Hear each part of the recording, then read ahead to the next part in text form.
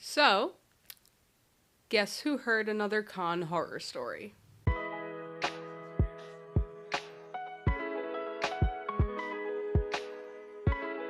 Hello everyone and welcome back to my channel. So today I want to talk about a con horror story that took place pretty recently.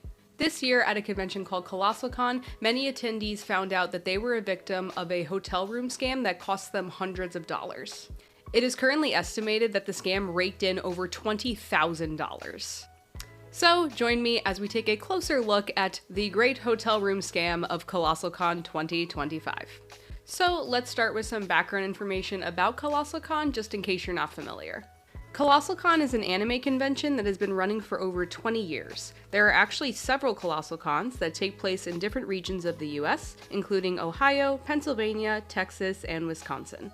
These are 5-day events that feature live entertainment, media guests, artists, vendors, and competitions for cosplay.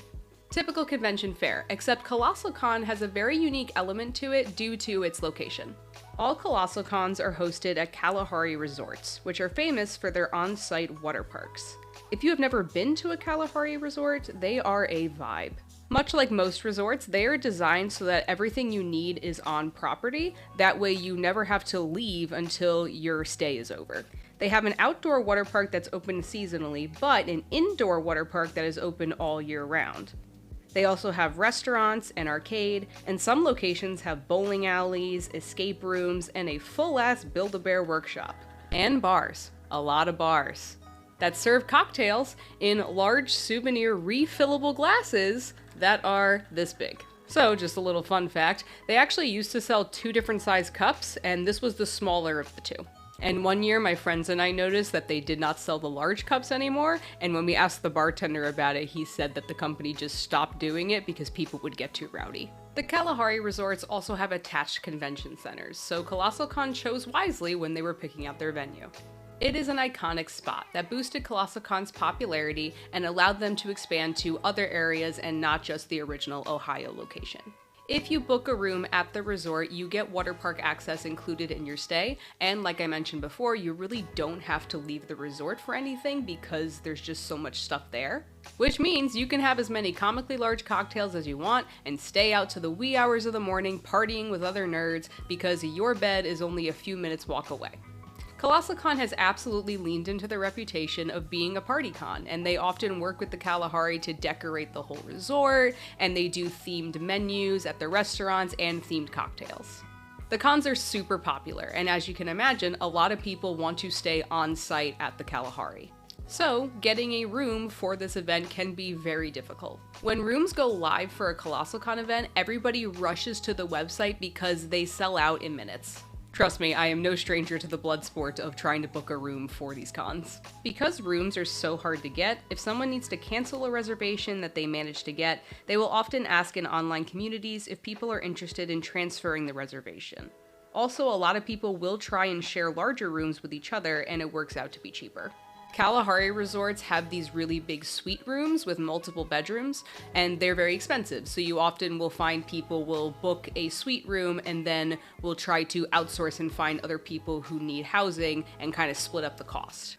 Also, something to point out, because if you're not really into cons, this might seem a little bit odd, but it is quite common for people to stay in hotel rooms with online friends or people that they have not met before in person. I am personally far too introverted and anxious for that, but it is not uncommon. Often in online communities for cons, such as Facebook groups and Discords, you will find people posting that they have availability in their hotel room and they're looking for people to split the cost. Usually there is some form of vetting process for when they do this, but I have not had any personal experience on it, so I can't really say much, but just wanted to point that out. So, cut to Colossalcon Prime 2025 in Ohio. Naturally, some people who are coming to the convention have secured lodging in the Kalahari the non-traditional way, so either they got a reservation from somebody online, or they are staying in a room with someone else who has a reservation. As the lobby of the Kalahari fills up with eager con-goers approaching the desk to start their weekend of nerdy partying, a few people run into a problem. That problem being, the reservation information that some people are giving to the front desk is wrong. And when I say wrong, I mean that it is fake. The room does not exist. These poor people have already given money to somebody online to get them a reservation. They have a reservation confirmation number, and it's fraudulent. As more and more people discover that their reservation information is fraudulent, some puzzle pieces start to slide together. I was not able to track down an exact number, but the estimated total number of victims in this scam I saw was 80. 80 people. Some people traveled for hours by car, by plane across country, and a few even internationally to come to this con. And many of these people did not find out that they were a part of a hotel room scam until they already got to the Kalahari. News about this experience starts spreading like wildfire on the Colossalcon Discords, the Facebook groups, and on TikTok. And as these victims start communicating with one another and others, they realize that they were all scammed by the same person. So the cosplay and con community decide to do what they do best: come together. Some people were able to find alternate lodging through these online communities and also through in-person interaction at the con. And as more information starts to come out about the victims' interactions and transactions with this scammer, they were able to figure out what happened. Allegedly, this person has been identified. I will not be saying their name here just for legal reasons, but I will include some sources in the description, that way you're able to investigate some stuff yourself. But allegedly, this person scammed over $20,000 doing this big hotel room scam across multiple accounts. To try and add to their legitimacy, they went through the effort of making multiple accounts in online forums, messaging people about anime and other niche interests. They faked group chats and vetting processes, and they would even ask for references and encourage victims to include others. They were also careful enough to use multiple methods for payment to avoid any flags. Once payment was made, the scammer would send a screenshot of a confirmation from the Kalahari and fake reservation info. And of course, once the scam came to light, the scammer completely ghosted everybody on all platforms that they ever had interaction. However, not everything about this scam was as well planned. Turns out, this person used their legal name for some of their accounts. They apparently also communicated to some victims through FaceTime with their actual telephone number and their face to show their identity. Some people were even sent photos of this person's ID to verify identity. To top it off, one of the scammer's previous romantic partners came forward speaking up about previous incidents with this person where they were also scammed out of money, to the point where it was taken to court. From what I've seen online, at this point some people were successful in getting their money back by filing an appeal through whatever payment method they used to get the reservation, and I really hope that everybody's able to do so. I also could not see if any specific legal action is taking place against the scammer for this incident, but one could hope. Even though this situation is horrible, it is nice that some of the cosplay and con community stuck together and helped each other out. There was even a community organized meetup at the con for everybody who got affected by the room scam.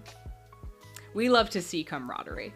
I don't know if this was a response to this particular event or if it has always been there, but I did notice that on the Colossalcon website, they actually have a page warning about room scams, and they give some tips and resources, so I will link it in the description. I will link other sources there too. But I feel like this is a sad reminder that you can never really be too careful with online interactions, so stay safe out there. At least for the most part, the cosplay and con community will have your back. So that brings us to the end of another con horror story. I sincerely hope that anybody affected by this scam is able to get justice in some way. And if you're watching this and you attended Colossalcon Prime, I hope you had a good con. I also hope that somebody bought one of the victims a drink in a comically large plastic cup. Usually I like to talk about con horror stories that are further in the past, that way I'm able to get more information and check out some more sources, but this was just so crazy, I had to talk about it. So I hope you enjoyed the video. If you're interested in more cosplay or con related content, you can go ahead and subscribe to this channel. You can also follow me over on Instagram, where I post a lot more frequently, and you'll get to see what I'm working on costume wise. Thank you guys so much for watching, and stay safe out there. Bye.